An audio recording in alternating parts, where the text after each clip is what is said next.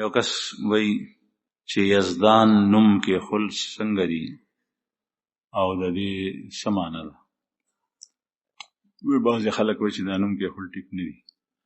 یزدان دا په ایران چې پخوا د دې نوم فارس و، ایران طبع فارس و. په فارس کې یو قوم پاتې کېدو، مجوس، زرتشت، آتش پرست. هغوی به اور ته سجدې کولې، د هغوی نوم مجوس، کافرو. هغوی عقیده دا وه چې خدایان دوه دي، یو خدای دی خالق الخیر او یو دی خالق الشر. یو خدای خیر پیدا کوي او یو شر پیدا کوي. چې کوم خیر پیدا کوي هغه نوم هغوی ایښی و یزدان، او چې کوم شر پیدا کوي د هغه نوم ایښی و اهرمن. نو یزدان نوم کې خل مناسب نه دي. البته یزدانی که دې سره یا ولګي نسبت، نو دا کېدی شي. وایي بعضې خلک په مونځ کې ولاړ وي، نو ما سره ولاړ وي، زما په خپه باندې خپه راړي او کېدي. که چېرې زه ترې خپله خپه راغونډه کړم، نو بیا په مونځ کې هغه ما پسې خپه بیا راړي.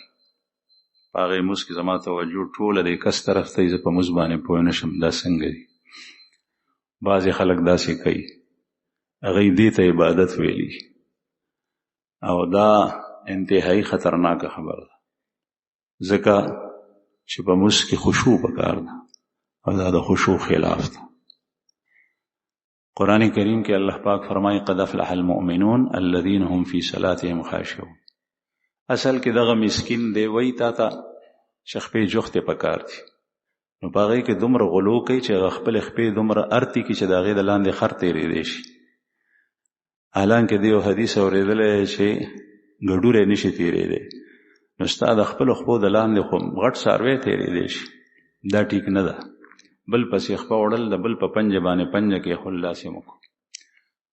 یو واقعه زمونږ حضرت مفتی صاحب کړي وه، هغوی پنجاب په سفر باندې وي، موږ سره یو ملګری و بلال نوم یې و، د ماښام مونځ په یو جومات کې رالو. د ماښام مونځ ته چې مونږ ودرېدو، نو مونږ د مونځ صف په یو سر کې ولاړو، زمونږ هغه ملګری هلک و نوجوان و، هغه امام پسې ولاړو.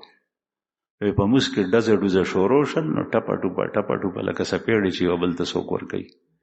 مونږ وایي چې داسې چل دی چې مونځ ختم شو، زمونږ هغه ملګری بلال هغه کس نیولی دی بل، هغه ته وایي چې ته غلی، تم چور هو. هغه ورته وایي چې زه غل نه یم. وایي نه ته غلی وې، زما نه دې بټوی سته. خلک راغونډ شو، امام صاحب هم مخ راواړولو. چې حقیقت معلوم شو، نو هغه دا و چې هغه کس چې و، نو د دغه بلال پنسه ښکته وه، نو هغه پنسه یې ده ته په مونځ کې اوچتوله وې، دا پنسه اوچته کړه. نو دی هم په مونځ ولاړ دی، هغه هم په مونځ ولاړ دی. هلکه ستا د پردۍ پنسې سره څه کار دی؟ یو سړی هغه بډې نه واري، نو ته د هغه بډه اوچتې، نو د ده ګوډي جیب و، د هغې ګوډي په جیب کې د ده پرس پروت و، بټوا. ده ورته وی نہیں تم چور ہو، تم میرا بټوه نکال رہے تھے. وی ته غلی، تا زما بټوی سته. هغه ورته وی نه چې ما ستا پنسه پورته کوله. ټولو خلکو ورته وی چې ستا د پنسې سره څه کار.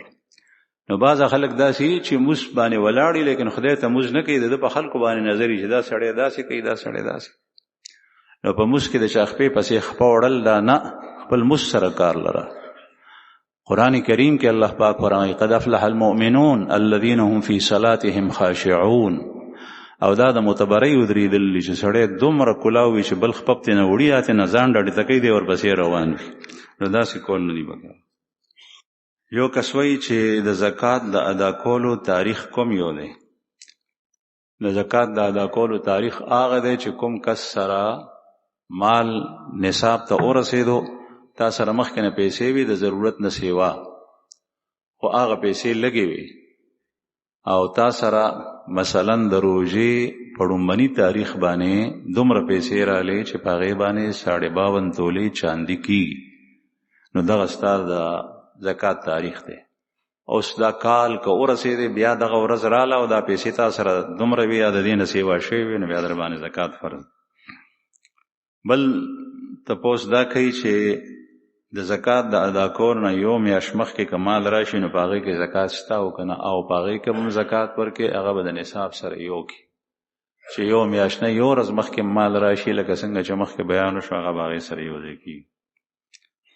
دریم سوال یې کړی دی چې د استعمال کوم کالی دی، او یا چا سره هیری وی قیمتي باغې باندې زکات شته او کنه د استعمال په کالی کې زکات شته. بعض خلک دا ګومان کوي زنانو سره د پلار د کور یا د خاون وته زکاله کړي 15 تولې 20 تولې کالی او دا زکات نه ورکي. دینه چې تاسو کې نو دا وایي چې ما سره نقدي پیسې نشته زکات څنګه ورکړي او خاون راکینا نستا په خاون باندې ستا زکات ورکول فرض دي او نه تا سره د نقدو پیسو ضرورت ته زکات ورکول لپاره بلکې تا سره صرف کاله دی نو دغه کاله به ماته او دا غینه به ورکې لیکن ورکې وي. ها که چېرې تا سره نقد پیسې وي یا د شان قرض راخلي او زکات ورکې نو په نقد په حساب سره هم ورکول شي لیکن تا باندې زکات فرض دی ځکه چې دا ډیر غټ مال دی د نصاب نه دا ډیر سیوا کی نو د استعمال په زیوراتو باندې هغه باندې شته.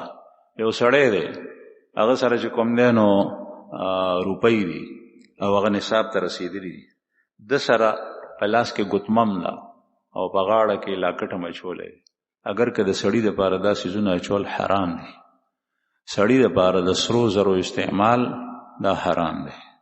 رسول الله صلی الله علیه وسلم یو ځل دا راوستل او ریخم او یې فرمایل چې دا دواړه سيزونه زما د امت په نارینو باندې حرام دي او زنانو د پاره دا اجازه شته. نو زنانه چول شي نارینه نه البته نارینه د دې مالک ګرځېدي شي. یو ځل نبی کریم صلی الله علیه وسلم ریخمینه کپڑا لاس تراله نو حضرت عمر سے په ورک نو حضرت عمر رضی الله عنه سترګو کې اوخ کراله وی چې یا رسول الله و یو ځل د جمعات سره بهر ریخمینه قبا خرڅیدا او ما تاسو ته وی چې دا قبا واخلې د جمعې په ورځ باندې به چوي او ملمانه چې راځي غي ته به چوي او په اختر کې به چوي نو تاسو فرمایل چې دا د ریخمو ده او ریخم استعمال ټیک نه دی نو ما ته مو بیا ریخمینه کپڑا ولې راکا مطلب دا دی چې دینه معلومیږي چې زګړ وړي نو د الله رسول وته فرمایل چې ما هوتا ته دې د بار نه درکړي چې ته اچوا ما دې د بار درکا چې ته خرڅ کا زنانو ته ورکا چا باندې خرڅ نو سړی د سرو زرو مالک جوړېدې شي لیکن زر استعمالول نشي چې په غاړه کې لاکټ واچي او په ګوته کې ګوتمه واچي یا د سرو زرو لوخه د کنډول له پاغي کې وبس کې او پي پکس کې وغیرہ وغیرہ دا استعمال لاغه حرام دی او زنانه چې کوم شیونه استعمالي نو پاغي کې زکات شته. بل تاسو دا کړی دی چې په هیرو باندې په غمو باندې قیمتي غمی دی پاغي باندې زکات شته او کنه په قیمتي غمو باندې زکات نشته. که یو سړی دغه سره یو غمې پروت دی هغه د 1.5 لک روپو دی پاغي باندې زکات نشته لیکن دا هغه وخت کې چې کله دا غمې د تجارت په خیال ځان سره نه ساتلې او که یو کس سوداګری او کاروبار کوي د غمو اخلي او خرڅي نه بیا دا مال تجارت شو بیا په دې کې زکات شته د تجارت په حساب سره. بل تاسو دا کړی دی چې مال تجارت چې په کوم باندې زکات فرض دی دا څه شی دی مال تجارت څه ته وایي؟ مال تجارت دی ته وایي چې هر هغه شی زمکا کپڑا لوخه ساروی بل یو شی هر یو شی چې هغه ته په دې نیت باندې واخلې چې څو وخت یې اخلي چې دا ز ګټه د پاره اخلم زه به خرڅوم چې زه به پیسې وګټم دا مال تجارت. او که یو سړی زمکه واخلي او د کور په نیت واخلي چې کور په کې جوړم دا مال تجارت نه دی. که چېرې د یو سړی اراده بیا د هغې پلاټ په باره کې بدله شوه دی وای چې ما د کور د پاره غشته خو اوس مې نیت دا کو چې خرڅوم نو اوس د منس کې نیت کول سره دا مال تجارت نه ګرځي تر څو پورې چې خرڅ کړي نه چې کله خرڅ کی نو بیا په زکات دا غې نه پس فرض کیږي لیکن اوس په باندې فرض نه. بل تاسو دا کې چې آیا په باند باندې زکات شته او باندونو باندې زکات شته تاسو سره چې څومره پیسې دي باندونه دي پسو باندې غشتي دي څومره قیمت ته دا غې په بازار کې نو هغه باندونه هم پیسې کې بدلې کې هغه د پیسو سره یو ځای کې زکات وی ورکړي. بل تاسو کړی دی چې د زکات په مال باندې یتیمخانه جوړول یا امبولانس اغشتل یا بل یو بلډینګ او عمارت جوړول د خلکو د فائدې لپاره دا څنګه دا نه دی جایز. د زکات د مال په اړه کې قران کریم یو ټکی استعمالوي هغه د ایتاء الزکات. اعطاء او ایتاء دا دواړه ورکول ته استعمالي. قران پاک دا نه وایي چې زکات وباسه اخرج او یا قران پاک دا نه وایي چې زکات وغورځوا القي قرآن پاک دا وی چې آتو الزکات زکات ورکوي او د ایتا او د اعطا د پاره دوه کسان ضروری دي، یو ورکوونکې یو اغشتونکې. او بلډینګ او امبولانس چې کوم دی نو هغه کې د اغشتو صلاحیت نشته، هغه په انسان کې دی چې فقیر وي هغه ته ورکي. نو د زکات په مال باندې امبولانس خري چې د خلکو په کار راشي یا یتیم خانه جوړه یا بل یو بلډینګ جوړه، نو دا په باندې نشي جوړولې، بلکې دا به یو فقیر ته مسکین ته لاس کې ورکې چې هغه د دې مالک جوړ شي او په خپل کار راوړي. بل تپوس کوي چې آیا رشتہ دار ته زکات ورکول شي او کنه؟ او رشتہ دار ته زکات ورکول شي، لیکن رشتہ داران په دوه قسم دي. یو هغه رشتہ دار دی چې د ورکوونکي او د هغه رشتہ دار په منځ کې د ولادت رشتہ ده، هغه ته زکات نشي ورکولای. مثلا د ولادت رشتہ ده چې پلار زوی ته زکات ورکوي، مور لور ته زکات ورکوي، نشي ورکولای. د مور زکات په لور په زوی باندې نه کیږي، د پلار زکات په لور او په زوی باندې نه کیږي، د ولادت رشتہ ده. د زکات نه علاوه په باندې د پلار پړ دی چې هغه زوی او لور یې کمزوري دي چې هغه سره تعاون وکړي ځکه چې هغه اولاد دی. او دغه رنګ لور او زوی مور او پلار ته زکات نشي ورکولای، دا هم نه کیږي، د دواړو په منځ کې د ولادت رشتہ ده. بلکې هغه اولاد پړ دی په دې مور او پلار باندې چې مور او پلار غریبانان دي، نو د هغې خرچه دې پورته کړي، دا په باندې واجب ده. او دویم چې د نکاح رشته وي په منځ کې، نو هغه هم زکات نه کیږي په یو بل باندې. ښځه خاوند ته زکات ورکوي نشي ورکولی، خاوند ښځې ته زکات ورکوي نو نشي ورکولی. خاوند په خپله ښځه باندې پړ دی چې خرچه به ورته ورکوي، خرچه به یې دی پورته کوي، زکات به نه ورکوي. لیکن د دې نه علاوه چې څومره رشته داران دي هغوی باندې زکات کیږي. مثلا په رور باندې زکات کیږي، په خور باندې زکات کیږي، په وراره ورېرې باندې زکات کیږي، په خورزه او خورۍ باندې زکات کیږي، په ماما باندې زکات کیږي، د ماما په اولاد باندې زکات کیږي، په تره باندې زکات کیږي، د تره په اولاد باندې زکات کیږي، په ترور باندې زکات کیږي، د ترور په بال بچ باندې زکات کیږي. په دې ټولو کې دا ټول رشتہ داران دي. بلکې رسول الله صلی الله علیه وسلم حدیثو کې فرمایي چې بل ته ورکې نو په هغې کې دوه خیره دي، یو خیر دی یو اجر دی. او چې کله دی عزیزانو رشتہ دارانو ته ورکې چې په چا زکات کیږي، په دې کې ډبل اجر دی، دوه. یو په هغې کې صدقه ده ستا زکات وشو، او دویم صله رحمي ده، هغه خوشحال شول، هغه رشته دې ورسره وپالله، رشته دې نور هم مضبوطه شوه، چېرې دی زمونږ تپوس کوي. بل دا ده چې د زکات په ورکړه کې دا ورته مه وایه چې دا زکات دی د الله په مال کې قبول کا، لکه دا بعضې خلک وایي. دې ویلو ته بالکل ضرورت نشته چې څه وخت ته زکات وباسې، دغه وخت کې په دې خپل زړه کې ته دا نیت وکړه چې دا زه زکات وباسم بیلې، او یا فقیر ته یې ورکې نو په دې خپل زړه کې دا ووایه چې دا ورکوم. د هغه بېعزتي مه کوه چې د خلکو په مخ کې په حجره، په جومات، په لاره، په بیټک کې، په دوکان کې هغه ته وایې چې دا د الله په مال کې زکات قبول کا. نه، دې ته ضرورت نشته. بعضې سړی به غیرتي وي، هغه به فقیر وي، لیکن هغه به ستا زکات نه اخلي، نو هغه ته داسې مه وایه، هغه ته وایه چې دا هدیه په نوم باندې هم ورکولی شي او صدقه په نوم باندې هم ورکولی شي، او هیڅ ټکی ونه کې دغسې ورته ورکړي چې دا ستا شوي، داسې هم کولی شي. نیت خپل د الله سره برابر ساته چې دا زکات دی، نو دا ټیک نه. بل تپوس یې کړی دی چې آیا د کونډې او د یتیم نه زیات مستحق د زکات څوک شته دی، او کله کله د کونډې د یتیم نه زیات مستحق څوک وي. بله دا بعضې خلک وایي چې کونډې ته به زکات ورکې خامخا او یتیم ته به ورکې نه. کومه کونډه او کوم یتیم چې فقیر وي نو هغه ته زکات ورکولی شي، او کومه کونډه او یتیم چې فقیر نی هغه سره مال شته هغه ته زکات نه دی ورکول جایز، په هغه ستا زکات نه کیږي. مثلا یو سړی هغه سره مال ډیر زیات، هغه مړ شو، د خپل علاقې مالدار سړی او د هغه نه زوی پاتې شو، یو یا دوه یا درې، هغه مال چې په هغې باندې تقسیم کړي نو هر یو مالک د نصاب دی، دومره ځمکه دومره نقدې ورته رسي، په دې یتیمانانو باندې دا ماشومان ورني، په دې باندې هرګز زکات نه کړي. د دې سړي کونډه چې کومه ترې نه پاتې شوه په هغې باندې زکات نه کړي، هغه کونډه باندې کېږي چې هغې سره سني.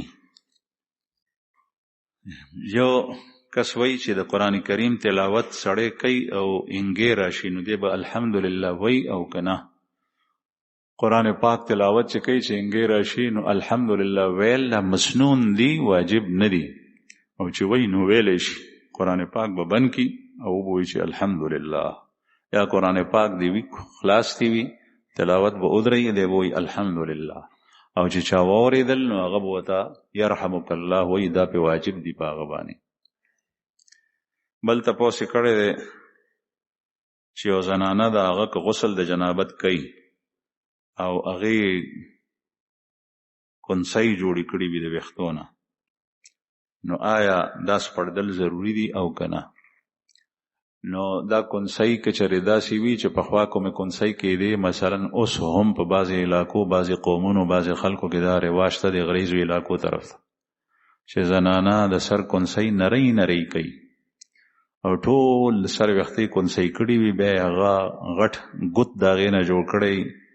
دې زنانه ته د غسل کولو دپاره دا کنسۍ سپړدل دا ګران وي.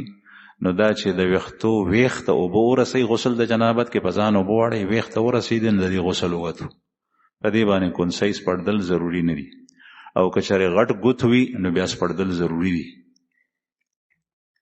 یو کس وایي که چېرې یو کس صاحب حیثیت وي، ځمکه شته دی لیکن نغد یې ورسره نشته دی، قرض واخلي او حج ته لاړ شي، دا د باره کې څه حکم دی؟ که چېرې د ده ځمکه وه نو اوس ګورو چې دا ځمکه یې د څه دپاره ده.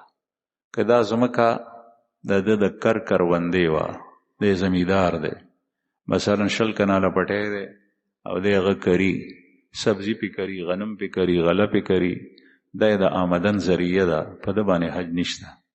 او یا دومره ځمکه یې دا پلاټونه یې جوړ کړي دي، هغه یې په کرایه ورکړي دي او دی د هغې کورونو کرایې ته ناست دی او دا کرایه راځي او ختمیږي، په ده باندې حج نشته. لیکن که یو سړی داسې دی چې د خپل آمدن د ذریعې نه علاوه د ده ځمکه شته دی، دغسې پرته ده او یا پلاټونه د ده پراته دي، نو په ده باندې حج فرض دی. او دی بیا قرض ولې اخلي؟ دی ځمکه خرڅه کړي او لاړ دي شي. که قرض اخلي نو هم یې حج کېږي دغه وخت کې. لیکن چې د چا دا طاقت نه قرض اخلي نو په هغه باندې حج فرض نه دی، قرض اخیستل ټیک نه دي.